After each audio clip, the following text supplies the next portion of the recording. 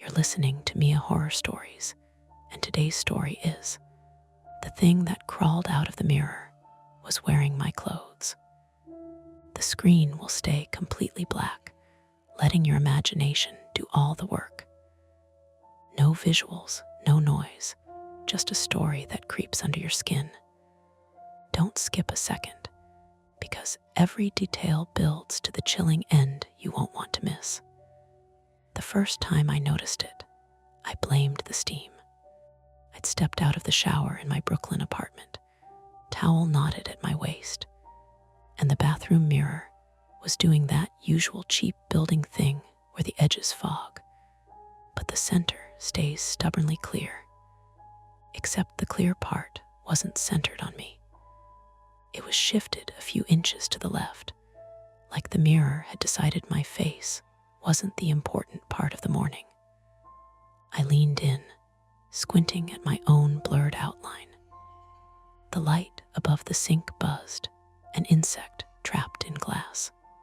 The radiator ticked like it was counting down to something. When I wiped a circle in the fog with my palm, I saw a faint line on the mirror's surface, thin as a hair, running diagonally from near my ear down toward the corner. A scratch. No, not a scratch. It looked pressed, like someone had drawn it from the other side. I tapped the glass with one knuckle. Solid, normal, the same flat, slightly too cold mirror I'd stared into every morning since moving in 3 months ago. I told myself it was from the previous tenant, or from the guy who installed it, or from me somehow, though I couldn't think of a moment when I'd gotten close enough to carve a single perfect line into glass. Then, behind the mirror, there was a soft sound. Not a bang, not a dramatic movie thud, more like a knuckle brushing drywall. A SHFF. I froze with my hand still on the glass, feeling the film of steam and the drag of my palm. "Hello," I said, because I'm the kind of person who says hello to an empty room, even when he knows how stupid it sounds. No answer. Just the buzz of the light and the distant traffic on Atlantic Avenue, and somewhere above, a neighbor's bass line leaking through the ceiling like someone's heartbeat amplified. I leaned closer until my breath clouded the spot I'd wiped clean. The line stayed sharp. It was still explainable. Pipes, expansion, old building settling, a mouse in the wall. Still, I found myself angling my body so the mirror couldn't catch me straight on, like I could prevent a bad angle of myself from becoming evidence. My name is Evan Holt, and I'm not proud of how quickly my brain tries to fill in blanks with worst-case scenarios. It's a habit I pretend is preparedness. Really, it's fear wearing a sensible jacket. I dried off and dressed in the only clean jeans I had left and a gray t-shirt I'd slept in by accident. The t-shirt smelled faintly like detergent and the corner deli's frying oil, because everything in this apartment eventually smelled like the corner deli's frying oil. I left the bathroom door open on purpose, the way people do when they don't want to admit they're listening for something. In the kitchen, my phone buzzed on the counter, rattling against an old ceramic mug I used for pens. A text from Mara. "Mara, you up? Mara, don't forget. 9:30. I will drag you there by your ear." I smiled despite myself.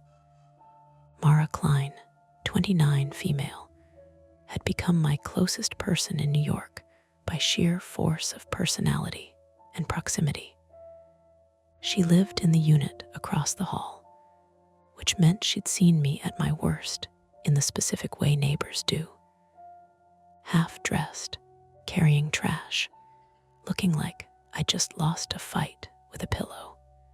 She worked as an ICU nurse at NYU Langone and had the kind of calm that came from dealing with actual emergencies for a living, not the invented ones my brain liked to rehearse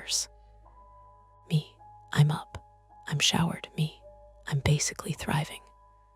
Mara, liar Mara, coffee in 10. Door. I set my phone down and tried to focus on normal things. The sour smell of the trash bag under the sink, the coffee grounds scattered on the counter like dirt, the way the fridge wheezed when it kicked on. I poured water into the kettle and watched the gas flame click, then bloom blue. And then I heard it again. Not loud, not urgent, just a small, definite SHFF from the direction of the bathroom. I stood perfectly still, one hand on the kettle handle, and waited for my brain to stop sprinting. When it didn't, I walked down the short hallway and pushed the bathroom door wider. The mirror was still fogged at the edges. The diagonal line was still there. It looked darker now, as if the steam had settled into it. I reached out and ran a fingertip along the line. It didn't catch. The glass was smooth. On the other side of the mirror, something shifted. A tiny scrape, like fabric sliding over a surface. Okay, I said out loud, because if I didn't put a word into the air, the sounds felt like they owned the space. Okay, pipes. It's pipes. I pressed my ear to the wall beside the mirror. The paint was cool against my skin.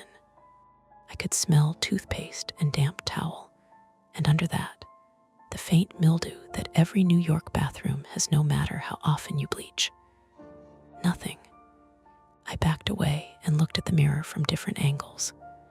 The line didn't change. The frame, thin, cheap aluminum, sat flush against the wall. No obvious gaps. No loose corners. I tapped along the edges and listened to the sound. Sharp, consistent. Glass over drywall. My private flaw, if you want the honest version, is that I don't trust my own senses when I'm stressed. I start checking and rechecking. I take photos of the stove knobs before I leave. I lock the door, walk away, then come back to try the handle again just to feel it not move. I can hear myself doing it, hear the ridiculousness, and I do it anyway because the alternative is letting my mind sit with uncertainty like it's a live wire. That morning, uncertainty had the shape of a bathroom mirror. A knock sounded in the apartment, hard, familiar. "Evan," Mara called. "Open up before I assume you died in there." I hurried to the front door, grateful for a human voice. When I opened it, Mara stood in the hallway, wearing navy scrubs under a puffer jacket, her dark hair pulled into a bun that would survive a tornado. She held 2 coffees in cardboard cups and a paper bag that made the warm, buttery smell of a croissant leak into the corridor. Her eyes flicked over me, taking inventory the way nurses do. "You look like you slept in a dryer." "I'm fine," I said. "Come in."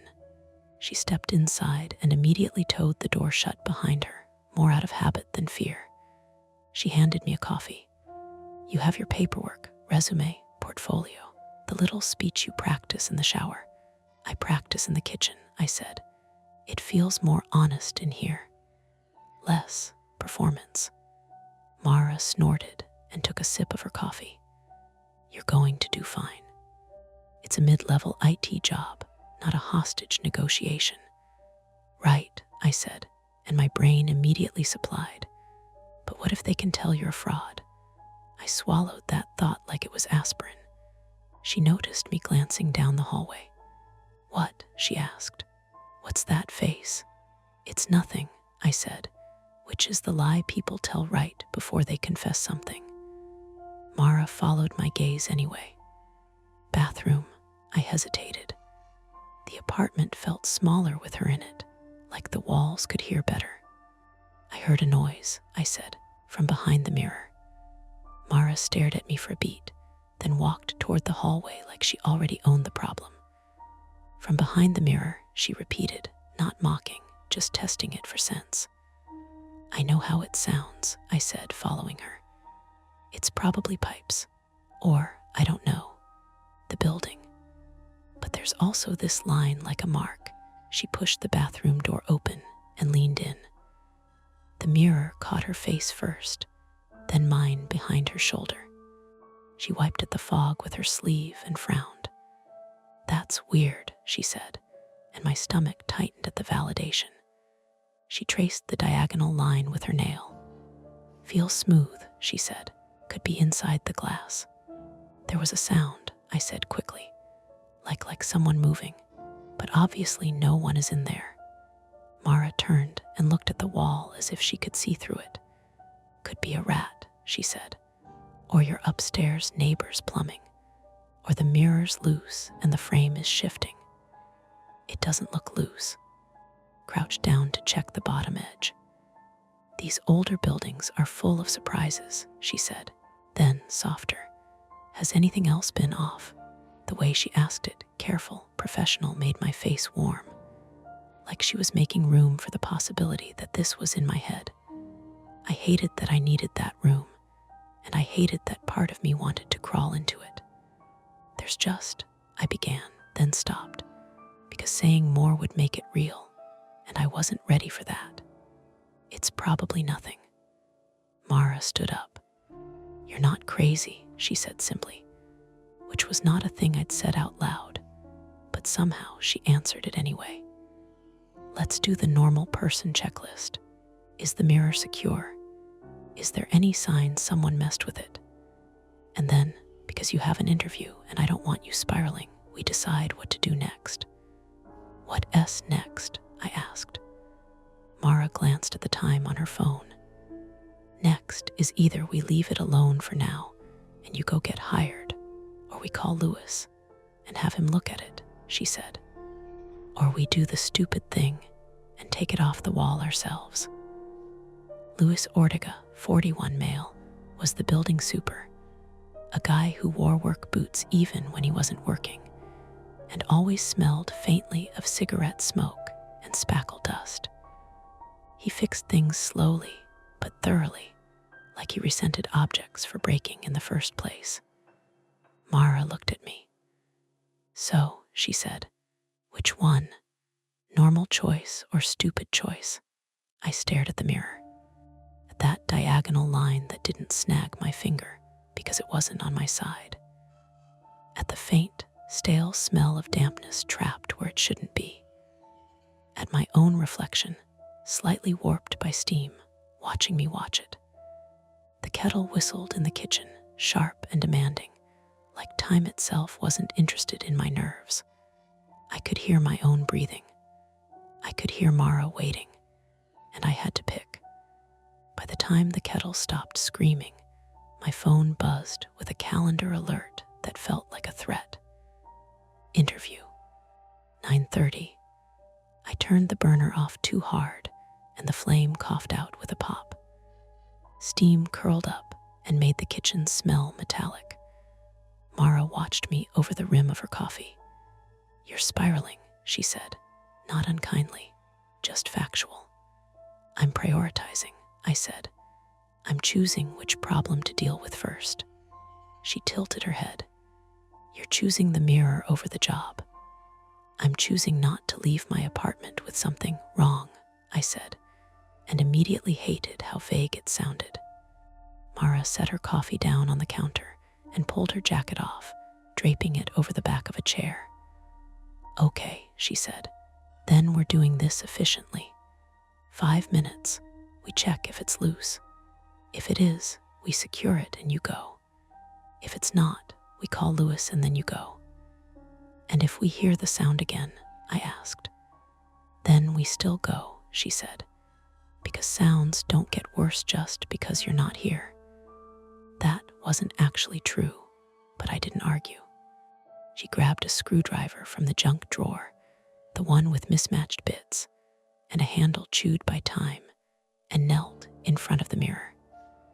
The bathroom felt tighter with both of us in it. The light buzzed louder, like it resented the attention. "Hold it," she said, nodding at the mirror. I pressed my palms flat against the glass. It was cool now. The steam burned off. I could see my own hands, slightly distorted, like they belonged to someone else. Mara loosened the bottom screws first. The metal made a small, protesting squeal. I felt a vibration through the glass that traveled up my arms and settled behind my eyes. "Tell me if you hear anything," she said. "I'll hear everything," I said. She worked methodically, humming under her breath, something tuneless and comforting. When the last screw came free, the mirror didn't fall. It didn't shift at all. "That's weird," Mara said. She pressed gently at one corner. The mirror moved, not forward, sideways. It slid maybe half an inch to the left, smooth as if it had been designed to do that. The diagonal line shifted with it, staying in the same place relative to the wall. My stomach did a slow, careful flip. "There's no mounting bracket," Mara said. "It's just sitting there." "On what?" I asked. She slid her fingers behind the edge. "On a lip," she said, like something scraped. This time it wasn't ambiguous. It was the sound of fabric against wood, close enough that I could tell you what it reminded me of: jeans brushing past a doorframe. Mara froze. I felt it through the glass before I saw it in her face. "Did you hear that?" she asked. "Yes," I said. "Yes, I did." We stood like that for a second, the mirror half slid, my hands still pressed flat. The radiator ticked. Somewhere outside, a truck backfired, normal life doing its best impression of indifference. Mara straightened slowly. "Okay," she said. "That's not pipes." "No," I said. She pulled her phone out of her pocket and dialed without looking. "Lewis, it's Mara in 4B. I need you now. There's something wrong with Evan's mirror." She listened, jaw tight. "No, not leaking, not electrical. She glanced at me. "It's a structural thing. I think there's a void behind the wall." She hung up and looked at me. "He's 10 minutes out. We don't touch it until he gets here." "My interview," I said, because my brain was grabbing onto the nearest cliff. "Your interview can wait," she said. "This can't." As if on cue, my phone buzzed again. A number I didn't recognize. I answered with my free hand. "Hello, Evan Holt," a man asked. His voice had that flat, professional cadence that made my shoulders tense. "Yes, this is Officer Daniels with NYPD. We're doing a welfare check at your address." "Are you home?" Mara's eyes snapped to mine. "A welfare check," I said. "Why, we received a call about unusual activity reported by a neighbor," Daniel said. "Possible sounds of distress from inside your unit." Mara mouthed, "What?" "I'm home," I said. "I'm fine." "Are you alone, sir?" I looked at Mara. "No," I said. "My neighbor is here." There was a pause. "We're already en route," Daniel said. "Please remain where you are." The call ended. Mara swore softly. "I didn't call them," she said. "Did you?" I shook my head. My mind ran through the list of people who could have. The woman upstairs with the bass-heavy speaker, the guy across the hall who never made eye contact, someone outside who heard something through an open window, or someone inside the walls. "We need to get that mirror off," I said. The words came out faster than I could vet them. "Before they get here." Mara hesitated. I could see her weighing protocols against reality. "Evan, if there's someone back there," I said, "I don't want the first interaction to be through a reflective surface." That was the truth, stripped down to the bone. She nodded once.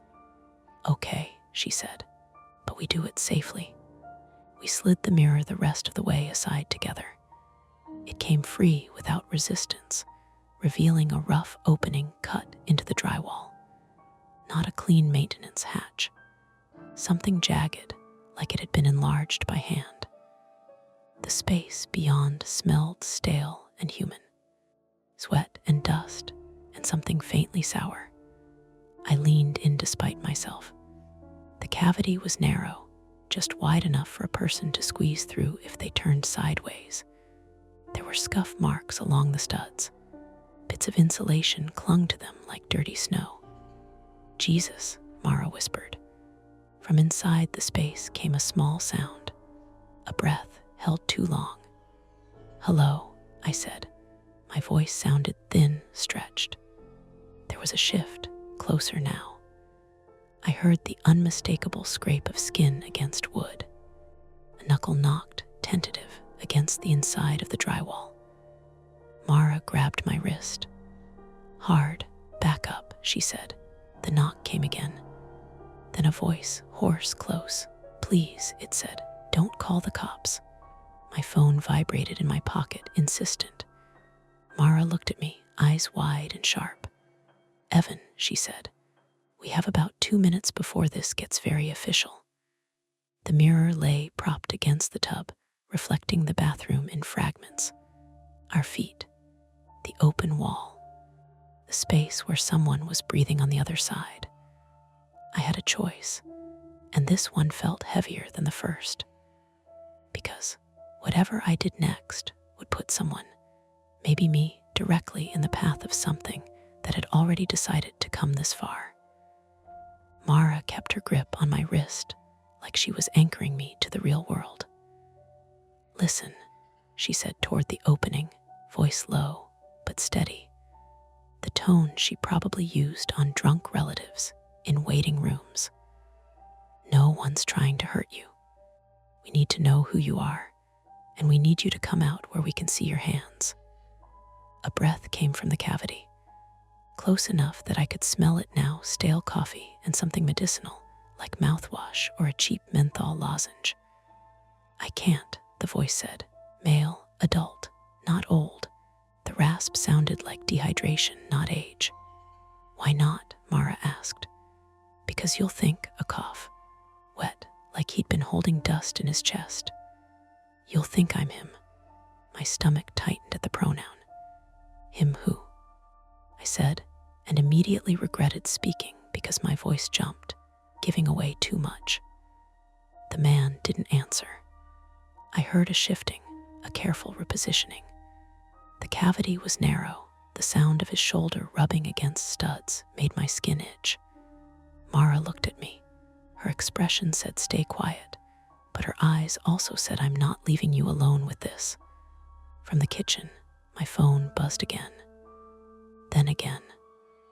Rapid, like someone was calling back to back. Mara didn't take her gaze off the opening. "Go check," she whispered.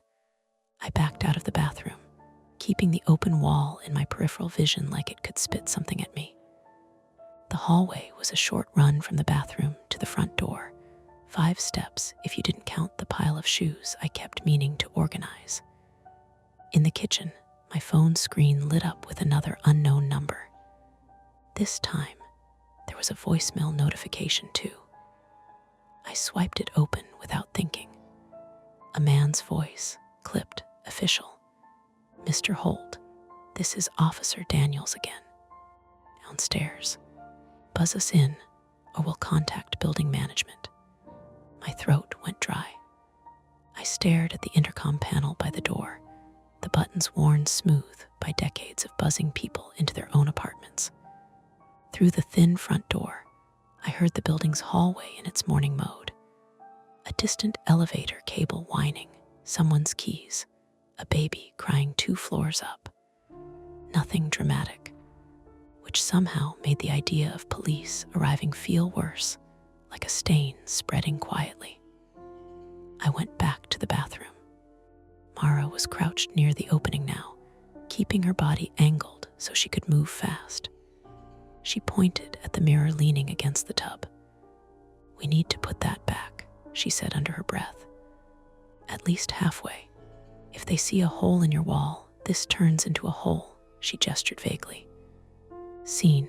The voice in the cavity made a small noise, almost a laugh, but it turned into a cough. "They're here?" he asked. "Yes," Mara said. "They're here, so you're coming out now." "No," he said, and the single syllable had weight. "You don't get it." Mara's jaw tightened. "I do get it," she said. "You're hiding in someone's wall. There are cops outside. The best possible version of this ends with you in cuffs and everyone alive." I stepped closer. The opening was at shoulder height, hidden by where the mirror had been. I could see darkness, insulation, 2 vertical studs, nothing else. "Why are you in there?" I asked, forcing my voice to steady. "Are you hurt?" A pause, then, "He's hurt." My head felt full of cotton. "Who is he?" I asked again. The man's breathing quickened, like he'd said something he didn't mean to. "I didn't do it," he said quickly. "I didn't touch him." Mara's eyes flicked to mine. Great. That was the look. Attempt 1 happened because we had to do something before the police became a physical presence on the other side of the door. Mara did what she always did, tried to turn chaos into triage. "Okay," she said. "We're doing this in steps. I'm going to slide the mirror back so you have privacy. Evan is going to buzz the officers in and tell them there's an intruder in the wall. You are going to keep talking so we can keep track of where you are. Understood?" "No," the man said, immediate. "Don't bring them up." "Then what do you want?" Mara asked, and the edge in her voice finally showed. I want clothes," he said. For a second, it didn't land. Then it did, and my stomach dropped in a slow, sick way. "You mean my clothes?" I said. A soft scrape closer. "You have a hoodie," he said, "gray, and the boots, the brown boots by the door." Mara's head snapped toward the hallway, toward my shoe pile. She didn't move, but I saw every muscle in her back tight. "How do you know what boots he has?" she asked. Silence. Then, too casual, the man said, "You can see a lot through cracks."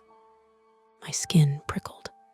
I thought of the times I'd changed shirts in my bedroom with the bathroom door open, of me walking barefoot to get water at night, of my stupid habit of leaving the bathroom light on, making my silhouette visible through the frosted glass. Attempt 1 failed right there, because the moment he demonstrated familiarity, the idea of him just being trapped or desperate became something else. Someone who'd been watching, and not by accident. Mara stood up slowly. "Evan," she said quietly, not taking her eyes off the opening. "Go to the door, lock it, chain it, now." "What about the cops?" I whispered. "Now," she repeated. I moved fast, my bare feet sliding slightly on the hallway's cheap laminate. I locked the deadbolt and hooked the chain, hands shaking. Through the door, I heard a muffled knock, firm, authoritative. "NYPD," a male voice called. "Open the door." I swallowed. "We can't," I called back, and hated how ridiculous it sounded. "Just wait a second." "Sir, open the door," the voice said again, sharper. I turned toward the bathroom and raised my voice. "Mara, they're here. Keep them there," she called back. In the bathroom, Mara was doing something that made my stomach twist.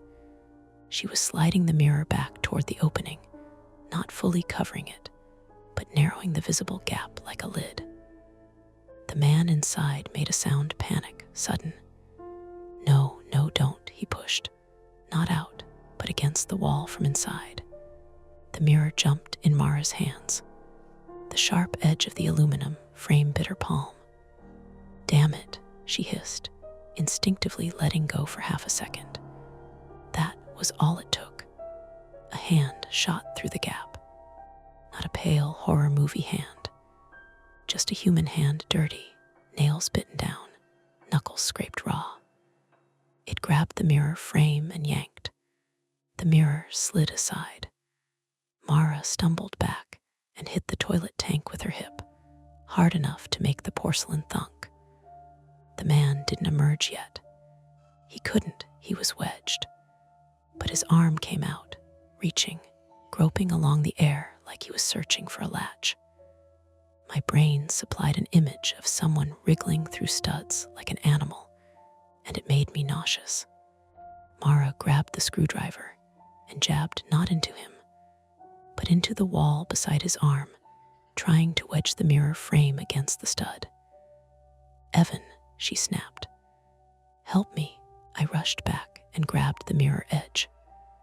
The glass shivered under my hands, threatening to slip. For a terrible second, my reflection fragmented across it, my face cut in half by the diagonal line, my own eyes looking wrong because the angle was wrong. And in that broken angle, it looked like there was someone else behind me in the bathroom, taller, wearing a gray shirt. My body reacted before my brain could. I spun, heart hammering. There was no one, just the shower curtain, the towel on the hook, the cramped space. Misdirection. My own reflection, doubled in the tilted mirror, catching the hallway behind me. A normal optical trick. My pulse didn't care that it was explainable. It kept punching anyway. The man's arms strained. The tendons stood out. He was strong in that frantic, starving way. "Stop," Mara yelled. "You're going to break your..." His hand slipped and slammed into the mirror edge. Glass cracked sharp, sudden like a gunshot in the small room. Mara flinched. I felt the mirror jerk in my grip. A shard broke loose and sliced my palm. Pain flared hot, immediate. Blood beaded and then ran, bright against the gray glass. The man hissed too. He'd cut himself as well, his forearm smeared red as he dragged it back. Somewhere outside my apartment, the knocking on the front door changed tone, more urgent. I heard footsteps in the hallway, more than one set. The building waking up to trouble. Attempt 2 was stupid because it wasn't a plan. It was just brute problem solving. Keep him in, keep him out, keep him from doing whatever he was trying to do. Mara grabbed my wrist, this time not to calm me, but to look at my hand. "You're bleeding," she said. "I'm fine," I said automatically, which was a lie. The cut was longer than I wanted to admit. Mara tore a strip of paper towel from the roll and wrapped it around my palm, pressing hard. "Pressure, keep pressure." The man inside the wall whispered something I couldn't catch, like he was talking to someone else. "Who are you talking to?" I demanded, voice cracking. He didn't answer. Instead, he shifted, and this time his shoulder appeared, then part of his head, squeezing through the jagged drywall. Dust fell in a soft curtain. He was younger than I expected, maybe mid-20s, gaunt, eyes too bright, and he was wearing my gray hoodie, the one I couldn't find this morning. Mara's eyes widened, flicking from the hoodie to my face. Her breath caught like she'd been punched. The man's gaze pinned me. He smiled, not big, not theatrical, just a tight stretch of mouth that said he'd been waiting for this part. From the front door, "Sir," Officer Daniels called, louder now, right outside. "Open the door. Now." Behind the mirror opening, the man shifted his weight, preparing to commit to coming through. And in that exact moment, the building's fire alarm blared, one long, violent wail that shook the mirror and made the air itself feel like it was vibrating. Mara flinched. I did too. The man's eyes lit with something like relief, because now the hallway would fill with people. And in that chaos, whoever walked out of this bathroom wearing my clothes wouldn't stand out for even a second. The fire alarm didn't sound like a bell. It sounded like the building itself was screaming. Mara's eyes flicked to the ceiling, then back to the jagged opening. "Don't move," she told the man, as if the alarm gave her authority. "Stay where you are," he smiled again. Not because it was funny, because it changed the math. Outside the apartment door, Officer Daniels' voice cut through the wail, muffled but close. "Sir, open the door." In the bathroom, the mirror shivered against the tub, cracked down one side, turning our reflections into fractured strips. The diagonal line ran through my face like an editorial decision. The man shifted his weight. Dust fell from his hoodie shoulders, my hoodie. The gray fabric hung on him wrong, too loose in the chest, stretched at the cuffs. He glanced past us, toward the hallway, toward the front door.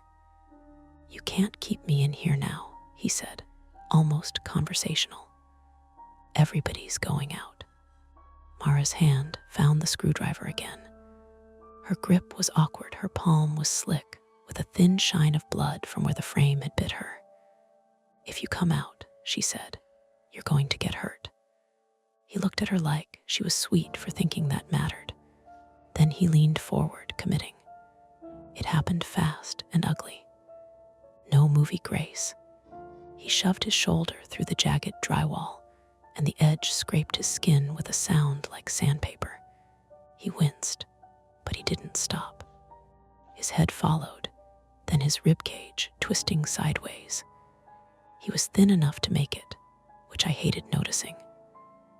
Mara stepped into his path and planted herself between him and the hallway. "Hands," she snapped. "Hands where I can see them." He put his hands up, palms out, mock surrender, and then dropped low, sudden, slipping under her center of gravity like someone who'd wrestled before. His shoulder hit her thigh.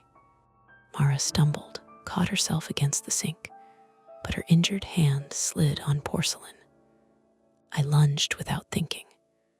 My wrapped palm throbbed as soon as I grabbed fabric.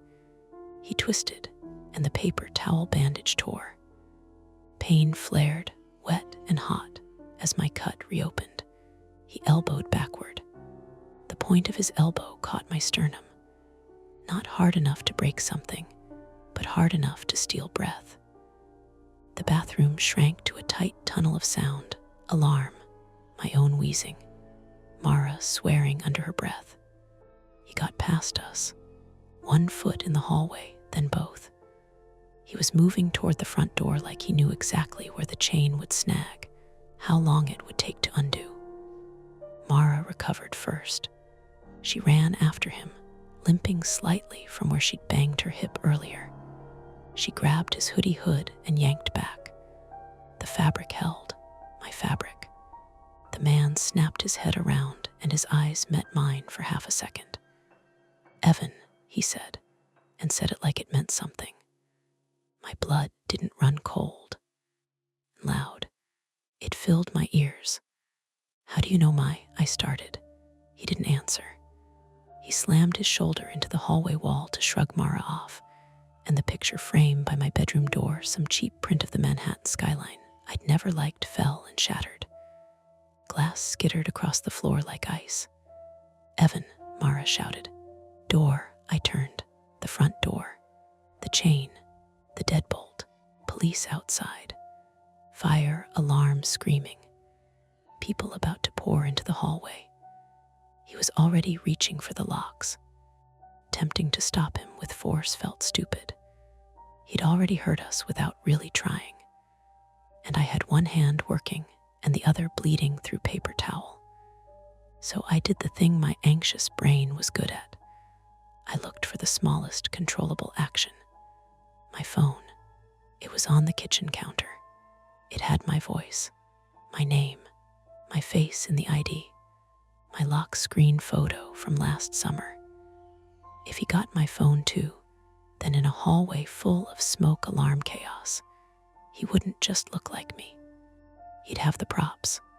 "Mara," I yelled, "don't let him get my phone." Mara's eyes flicked toward the kitchen, automatically good.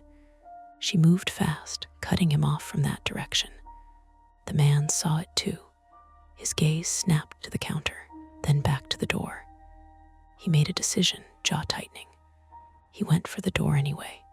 He flipped the deadbolt. The heavy metal thunk was the loudest sound in the world. Then he reached up for the chain. "Stop," I yelled through the alarm, and my voice came out ragged.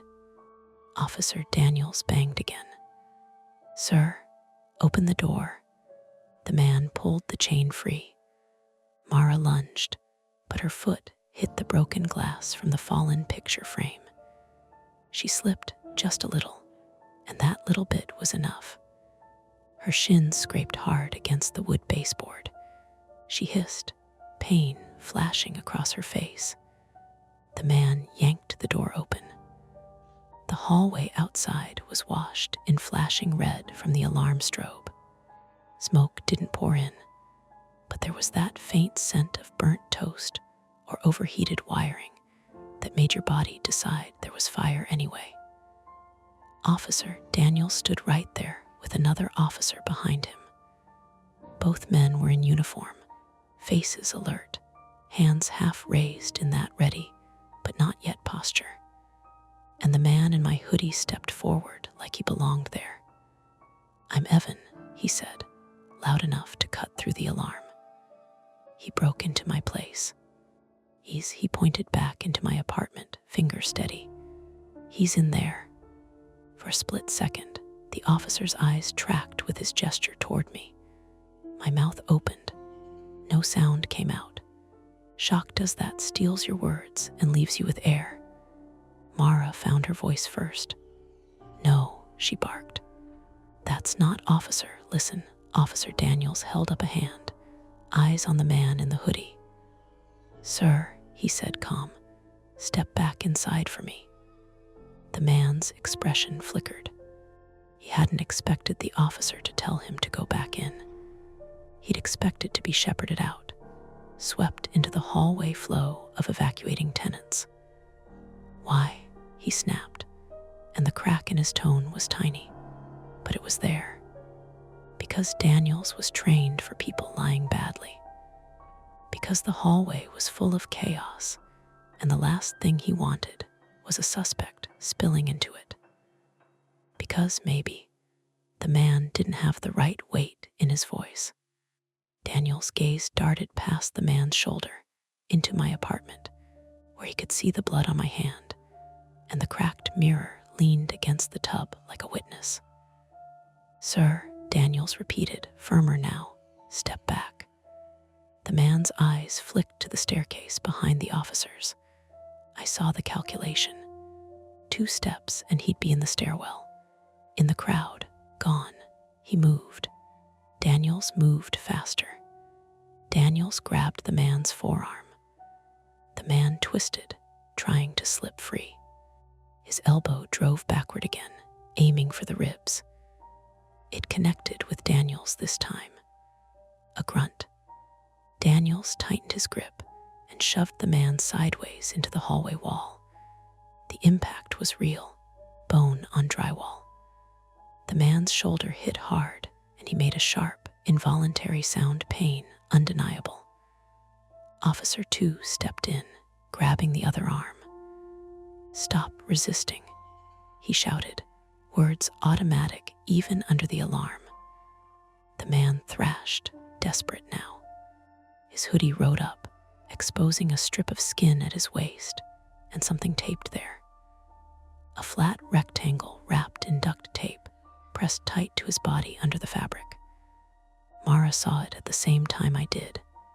"Evan," she said, voice cutting through everything, "your keys, my ring." The bronze bottle opener shaped like a fish that my dad gave me as a joke. The little RFID fob for the building front door. I felt nauseous, because it meant he'd had them. He'd been in my apartment, not just watching from a crack. The man jerked again, and the duct tape package shifted. Officer Daniels noticed it. His eyes sharpened. "What's that?" he demanded. The man's face changed. Not guilt, not fear of being caught lying. Fear of that package being discovered. He threw his head back and slammed the back of his skull into Daniel's face. Daniel staggered, swearing. His grip loosened for a fraction of a second. The man ripped free. He bolted down the hallway toward the stairwell, alarm strobe flashing over his back, turning him into a stop-motion silhouette. Tenants' doors were cracking open. faces appearing in the gaps, sleepy, confused, frightened. "Stop," the second officer yelled and chased. Daniels recovered and followed, one hand to his nose, blood bright in the red strobe. Mara started after them, then stopped, catching herself like she'd stepped to the edge of a drop. "Evan," she said, grabbing my shoulders, forcing my eyes back to hers. "Look at me." I did. My chest heaved. My cut hand dripped through the paper towel onto the floor. "You cannot chase him," she said, each word heavy. "You're bleeding. You're not trained. You will get hurt." "He has my keys," I said stupidly, like keys were the thing that mattered. "He has your life," she corrected. "He's trying to wear it." A crash sounded from the stairwell, metal on metal, someone hitting a handrail hard. A startled scream from a tenant. Then the pounding of feet going down. Mara pulled me back into the apartment and slammed the door shut, locking it with shaking hands. The alarm still wailed, but now it was muffled, like we were underwater. For a brief second, the apartment felt too quiet behind it, like everything inside was holding its breath. Mara dragged a chair from the kitchen and wedged it under the door handle, makeshift, desperate. Then she turned and grabbed her phone. "Call 911, she said, then shook her head. "No, Daniel's already just," she swallowed hard, trying to reassert order. "Text Lewis. Tell him do not let anyone into your unit. Tell him to meet us outside." I stared at the hallway leading to the bathroom. The cracked mirror leaned where we'd left it, reflecting the open wall cavity in jagged fragments. The diagonal line still cut across the glass. Inside that cavity, there was darkness. And there was still the thing the man had said before he came out, hoarse and quick. "He's hurt." Mara saw me looking. Her face tightened. "No," she said, like she could shut down my thoughts by naming them. "We are not going back in there." But then, from behind the wall, faint under the alarm, faint but real, came a sound I hadn't heard before. Not a scrape. A wet, shallow breath, close, struggling, followed by a thin, urgent whisper. "Help." Mara's eyes went to mine, and for the first time since she'd arrived, her calm slipped. Just a fraction. Because now the central threat wasn't only the man who'd sprinted away wearing my clothes. It was what he'd left behind. The alarm stopped the way alarms always do, abruptly, mid-scream, like someone had yanked the plug on the building's panic. For a moment, the quiet felt wrong. Too clean. Like the world had skipped a beat and hoped no one noticed. Mara and I stood in my kitchen with the chair still wedged under the door handle, both of us breathing like we'd run a race we didn't train for. My hand throbbed in time with my pulse.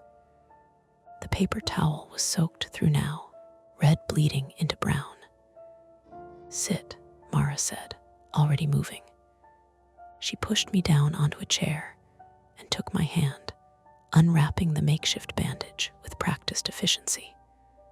Her fingers were steady again, the way they get when there's something concrete to do. "You're going to need stitches," she said, not looking up. "Not a lot, but enough." "What about?" I nodded toward the hallway, toward the bathroom. "I know," she said, "one thing at a time." The knock at the door came softer this time, not a demand, a check-in. "Mr. Holt," Officer Daniels' voice sounded different now, tired, nasal. "We need to come back in." Mara pulled the chair away and unlocked the door. Daniel stood there with dried blood under one nostril and a paper towel pressed to it. The other officer was with him, radio murmuring at his shoulder. "We lost him," Daniel said without preamble. Stairwell was packed. He ditched the hoodie somewhere between floors. He glanced down at my hand. "You hurt?" "Yes," Mara said for me. "And there's someone else in the wall."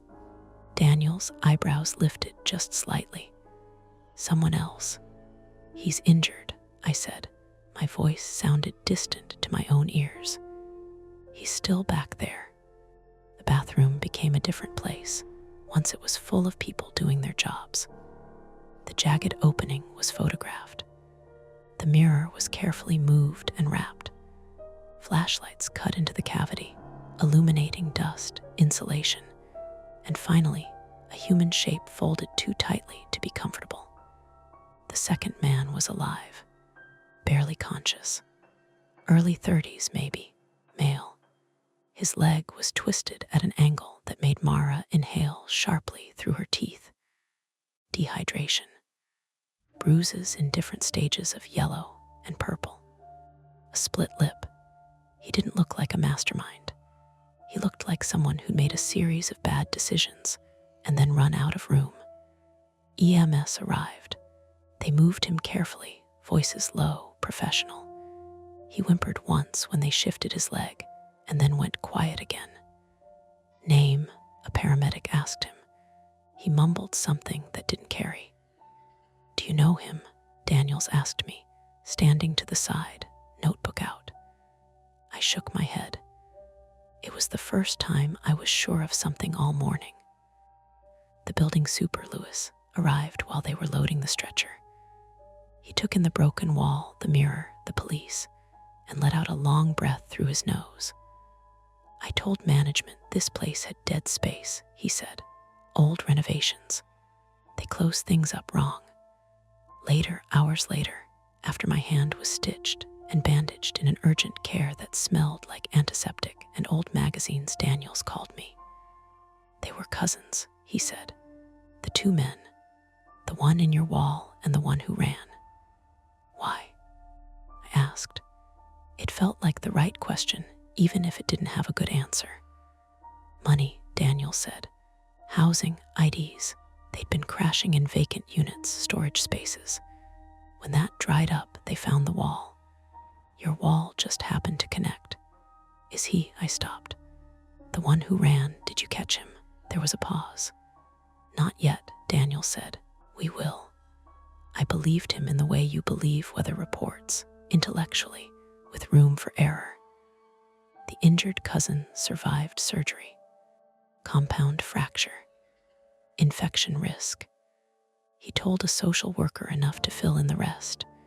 They'd cut into the wall weeks ago, meant to move on after a night or two. The fall, the slip, had trapped him. The other had stayed longer than planned, watching, waiting for a chance to get out clean. Using my clothes because they were there. Using my name because he'd heard it through the wall. Mara didn't sleep at my place that night. Neither did I. I stayed on her couch, my hand elevated, the TV on low with something forgettable playing. Ordinary noise as a shield. In the morning, I went back to my apartment with 2 officers and Lewis. The wall was sealed with plywood for now. The mirror was gone entirely. In its place, bare drywall waited to be repaired. The bathroom felt smaller without it. I showered anyway. I kept my eyes on the tile. When I stepped out, there was no reflection to argue with me, just a blank space. I missed the interview.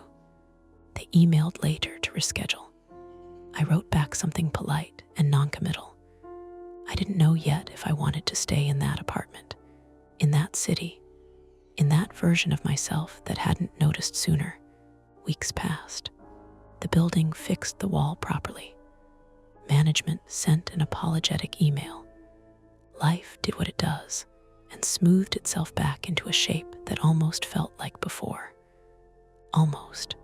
Sometimes, late at night, I still hear sounds. Pipes. Neighbors. The radiator counting down to nothing. I lock the door once now. Just once. But when I walk past the bathroom, I still glance at the spot where the mirror used to be. At the idea of space where there shouldn't be any. And every so often when I'm tired or distracted or half thinking about something else, I'll find one of my things not where I left it. Nothing important, just moved enough to notice.